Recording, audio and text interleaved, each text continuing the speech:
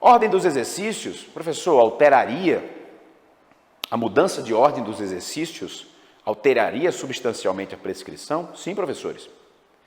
É possível que, e aqui a título de exemplo, é possível que a inclusão de um estímulo no início da sessão prejudique o desempenho de demais estímulos que serão sugeridos para aquele mesmo grupo muscular. Querem um exemplo?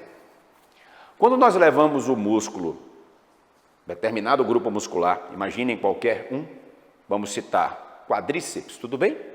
Quando nós levamos um grupo muscular a um estímulo predominantemente excêntrico, em comprimento razoavelmente longo, eis que criamos um ambiente de dano elevado, dano muscular elevado. Ou seja, estímulos predominantemente excêntricos, impostos ao músculo em comprimentos mais longos, tendem a ensejar a ocorrência de dano elevado. Este dano, por sua vez, pode prejudicar a execução de outros exercícios que virão na sequência. Então, imaginemos, eu inicio a minha sessão pela flexão nórdica reversa. Inicio a sequência de exercícios pela flexão nórdica reversa. E aí imponho um estímulo predominantemente excêntrico, porque aquele exercício é caracteristicamente excêntrico. Um estímulo predominantemente excêntrico em comprimento muscular longo, me refiro às 4 cabeças do quadríceps, logo no início da sessão. Mas depois eu vou levar esse mesmo praticante ao leg press 45, a um hack press, a um agachamento livre, a uma cadeira extensora. Eis que a ordem dos exercícios pode comprometer o desempenho obtido durante a sessão.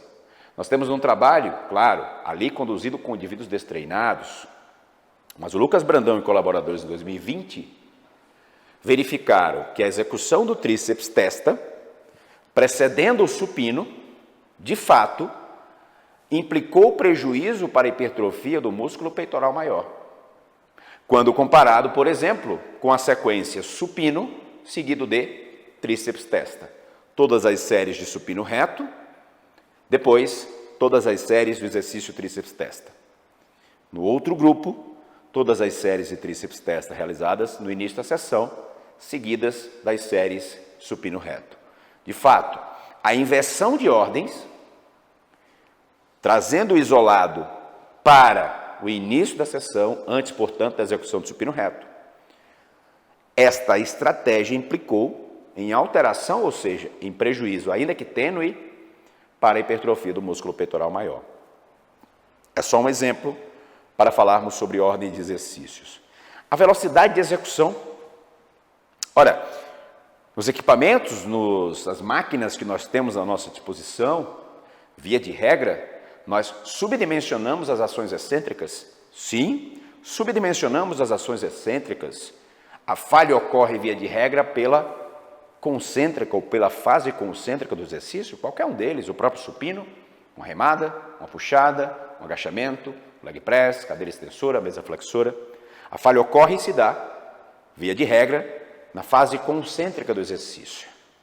E aí, uma forma de compensar esse subdimensionamento das ações excêntricas seria adotar velocidades de execução diferentes, desacelerar durante a fase excêntrica, adotar uma maior velocidade para a concêntrica, ou manipular essa velocidade de execução, como é o caso do SST. O SST prevê a adoção de velocidades diferentes para cada fase ou para cada ação muscular, para cada fase do exercício. Mas a velocidade de movimento, obviamente, quando o exercício é executado em velocidade mais lenta, certamente nós encontraremos prejuízo, ou seja, nós necessitaremos de manipulações de intensidade da carga, por exemplo. Quando nós aplicamos, por ocasião do nosso doutorado, o ponto zero, em que consiste o método, idealizado pelo nosso querido Fernando Sardinha, consiste em uma breve pausa na transição entre a fase excêntrica e concêntrica do exercício. Lá nós testamos o supino reto.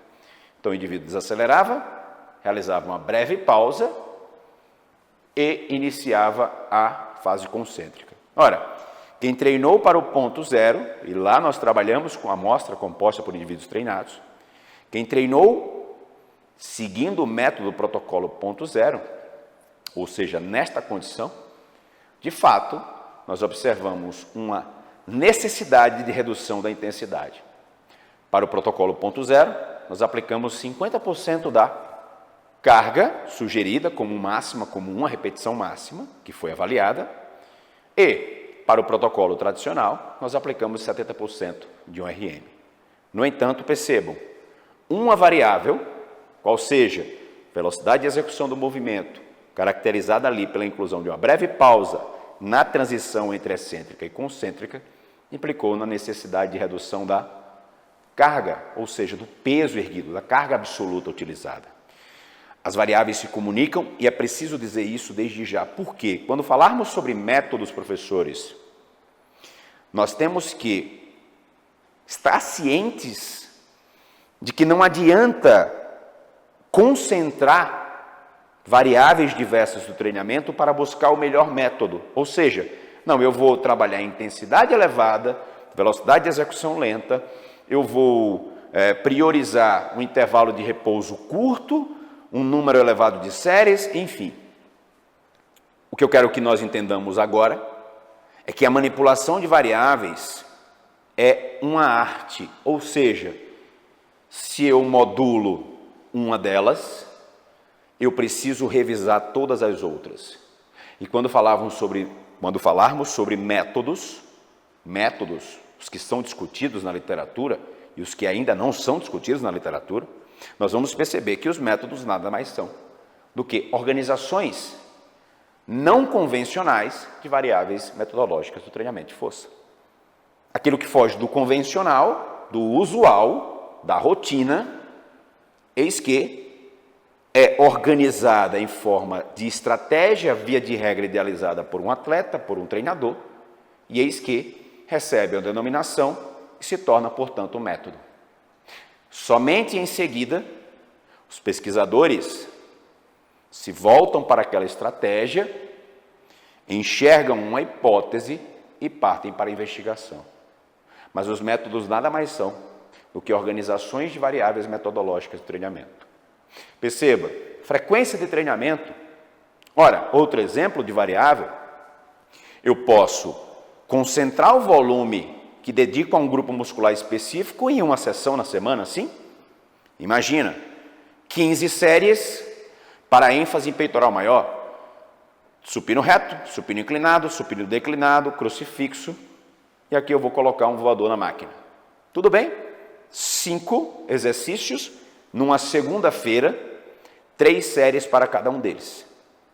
Sim, mas eu também posso manipular a frequência de treinamento, e se eu tenho 5 exercícios para 3 séries, o meu volume contabilizado pelo número de séries seria de 15 séries para ênfase em peitoral maior. Eu posso perfeitamente diluir essas 15 séries ao longo da semana, aumentando a frequência, sem necessariamente manipular o próprio volume controlado pelo número de séries. Mas olha que interessante.